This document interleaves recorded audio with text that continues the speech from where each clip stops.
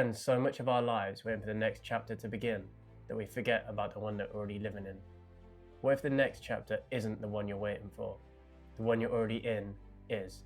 Time slowly becomes about managing the space between now and then, when life changes, but you're not living in the time while you're waiting for it to change. You're living in the gap between now and then, when that thing arrives, when that change happens, when you finally become from who you are to who you will be, and you're not living in the moment.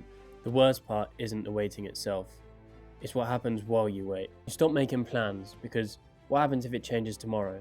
You stop investing in today because you're waiting for it to change tomorrow. You're leaving soon anyway.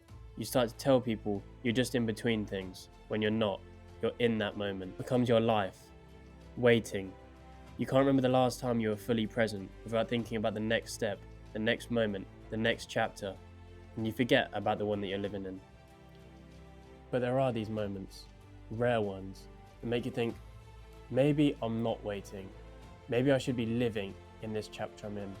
A conversation, a walk that clears your head, exercise, a hobby.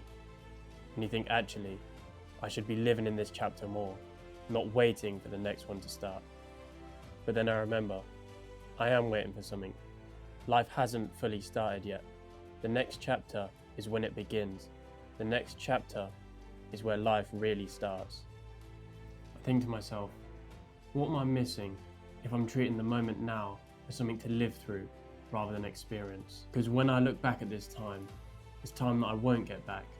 And rather than spending it waiting for the next thing to happen, I should live in the moment, experience it, and let the next chapter happen when the next chapter begins. I don't want the only thing I remember for this period of my life is to have been waiting for the next chapter to begin. Let's try something different. We're still waiting, let's admit that, but let's make the most of the time whilst we wait. Do the things that matter, even if it only feels temporary. Connect when things are hard. Stop wasting time.